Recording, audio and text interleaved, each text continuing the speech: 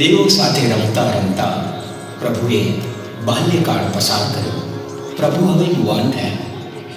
તેઓ તો મોક્ષ માર્ગના સાધક હતા, પણ લોક વ્યવહાર માટે અને ઇન્દ્રના કહેવાથી લગ્ન માટે તૈયાર થયા.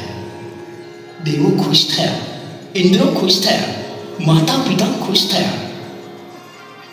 સુધર્મા સભા જેવો મોટો મંડપ રચાયો. સુવર્ણ અને રજતની જોડી બનાવાઈ. શરણાઈના સુરો રેલાયા. પ્રભુ મીંઢોળ બંધાવી વર બની શોભી રહ્યા હતા. હાથમાં પાન અને સોપારી હતા. સાથમાં સુનંદા અને